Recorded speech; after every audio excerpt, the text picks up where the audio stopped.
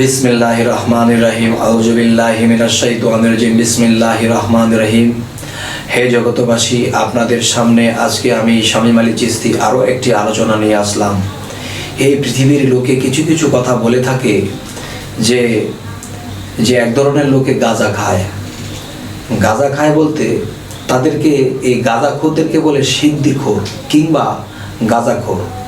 তবে সিদ্ধি, এই গাঁজাকে সিদ্ধি বলাটা উচিত নয়, কেননা গাঁজা তো গাঁজাই, সে আবার সিদ্ধি হয় কিভাবে? তাহলে পবিত্র বলতেছি আমরা আরবিতে পবিত্র, এবং আমরা সাংস্কৃতিক ভাষায় বলি সিদ্ধি।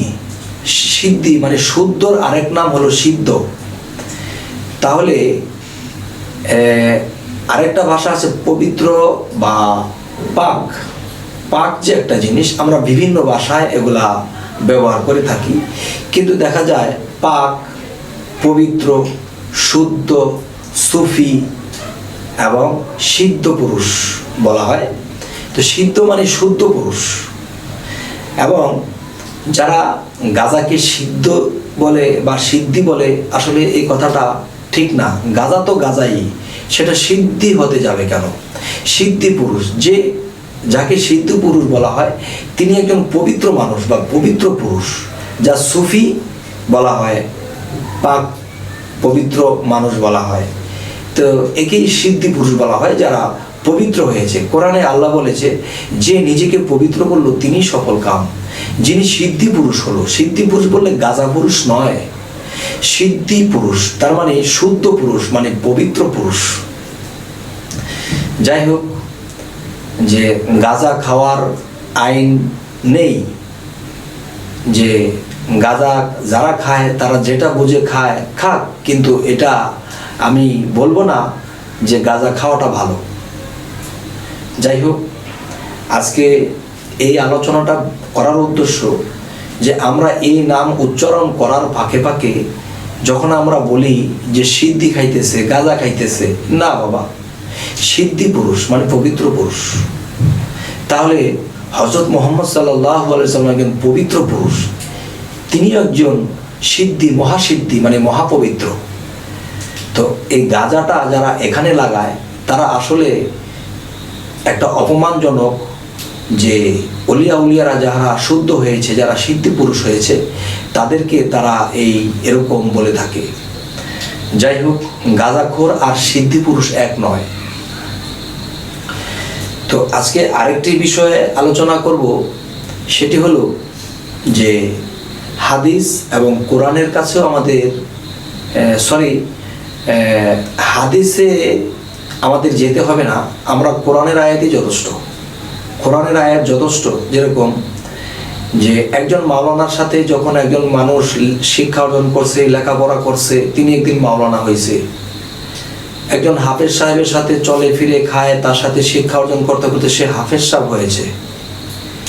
তাহলে একজন কৃষকের সাথে চলাফেরা করে চলতে চলতে চলতে চলতে এক সময় দেখা যায় কৃষকের সাথে কৃষক হয়ে গেছে। তাহলে বুঝতে হবে, আল্লাহ কোরআনে বলেছে যে আমার বন্ধুদের ভয় নাই, আমার বন্ধুরা কখনো চিন্তিত হবে না, তাদের দায়ভার আল্লাহ স্বয়ং নেবে এবং তাদেরকে পর্যবেক্ষণ আল্লাহ স্বয়ং করবে। তাই আল্লাহ বলেছে আমার বন্ধুদের কোনো ভয় নাই, তারা চিন্তিত হবে না। তো আরেকটা বিষয় হলো যে কৃষকের সাথে চললে, তার সাথে কাজ করলে যদি কৃষক হওয়া যায়, এবং হাফেজকারীর সাথে চললে যদি হাফেজকারী হওয়া যায়, তাহলে আল্লাহর বন্ধুদের সাথে চললে তো বন্ধুও হওয়া যায়। তাহলে আল্লাহর বন্ধু কারা? আল্লাহর বন্ধু তো তারা যারা আল্লাহর সাধনা করতে করতে করতে করতে এই দেহটাকে জ্বালাইছে।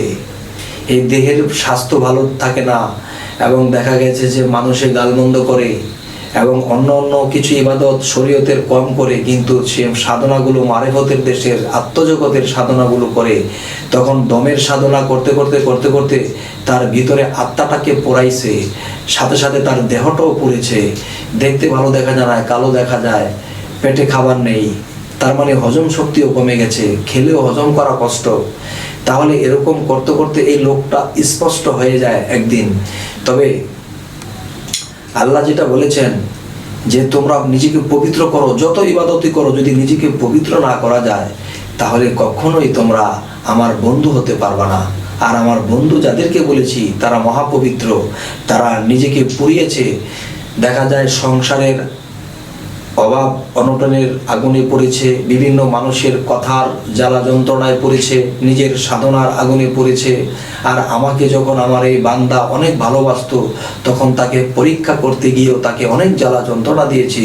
এত জ্বালা যন্ত্রণার পরেও সে আমাকে ভুলে নাই, সে আমাকে ভাবে আর চোখের পানি ঝরে। আর আমি কি আর বসে থাকতে পারি? তখন এসে পড়ি আমার বন্ধুর বাড়ি, আমার বন্ধুর সাথে আমি একাকারে বিলীন হয়ে যাই। তখন আমার বন্ধুর মুখে আমি কথা বলে যাই। তখন মানুষে তার সাথে যখন কথা বলে পরামর্শ চায় বা কোনো বিপদগ্রস্ত হয়ে আমার এই বন্ধুর কাছে আসে, তখন দেখা যায় তাদের ফয়সালা দেয়, তাদের বিপদ মুক্ত হওয়ার একটা ফয়সালা দেয়। তখন তাদের ফয়সালা হয়, তারা বিপদ মুক্ত হয়। তখন আমার বন্ধুকে মানুষ চিনে। আর আমার বন্ধুর মধ্যে যে আমি মিশে আছি, তখন আমার বন্ধুকে যারা সম্মান করে, বিশ্বাস করে, তখন আমাকে করা হলো। আর আমার বন্ধুকে যারা ভালোবাসে, তখন আমি আল্লাহকেই ভালোবাসবো। তবে এই জগতে আমরা কখনো একজন সিদ্ধি পুরুষ মানে একজন পবিত্র পুরুষকে কখনো আমরা খারাপ বলবো না বা গালমন্দ করবো না। আগে তাকে বোঝার চেষ্টা করব, তাকে জানার চেষ্টা করব। এরপরে আমরা দেখব সে খারাপ হলে আমরা অবশ্যই, সে যদি খারাপ হয় তো অবশ্যই আমরা তাকে সুপথে বলবো। আর যদি তিনি ভালো হয় তাহলে তার ভালো জিনিসগুলো আমাদের মধ্যে আনবো, আমাদের মধ্যে এসে সেট করব। এরপরে আমরা একদিন আল্লাহর পথে ধাবিত হব। তবে আজ সকল মানুষের কাছে আমার এই কথা যে আমরা উলিয়াদেরকে দৃষ্টি করব, তাদেরকে দৃষ্টি করে তাদের দিকে আমরা অগ্রসর হব। তখন আল্লাহ আমাদেরকে সাহায্য করবেন এবং এই কথাগুলো বোঝার জন্য আল্লাহ আমাদের জ্ঞান দান করুন, এভাবে চলার জন্য আমাদেরকে আল্লাহ তৌফিক দান করুন।